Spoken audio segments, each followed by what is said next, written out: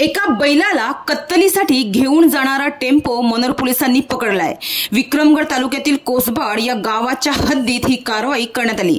पोलिसांना मिळालेल्या माहितीच्या आधारे ही कारवाई करण्यात आली आहे आणि या कारवाई दरम्यान कत्तलीसाठी नेण्यात येणाऱ्या बैलाची सुटका करण्यात आली। मिळालेल्या माहितीनुसार विक्रमगड महामार्गावरील कोसबाड गावाच्या हद्दीत 28 फेब्रुवारी रोजी रात्रीच्या सुमारास ही कारवाई करण्यात आली आहे। टेम्पोमध्ये बैलाचे तोंड आणि पाय दोरीने बांधून अगदी निर्दयीपणाची वागणूक देऊन त्याला कत्तलीसाठी नेण्यात येत होते। मात्र मनोर पोलिसांनी वेळीच कारवाई करत या मुक्या प्राण्याची सुटका केली आहे। तर या प्रकरणी पोलिसांनी 4 आरोपींना अटक केली आहे। वाडा तालुक्यातील शेलटे येथील अजय गोरखणा, मुंबई बांद्रा पूर्व येथील इम्रान अन्सारी, पालघर जिल्ह्यातील गोवाडे येथील वैभव जाधव आणि चौथा आरोपी विकास भावर याचं गाव हे स्पष्टपणे समजू शकले नाही। मात्र अशा 4 आरोपींना पोलिसांनी अटक केली आहे। या कारवाईत एक बैल आणि त्याची वाहतूक करणारा टाटा कंपनीचा एक टेम्पो असा एकूण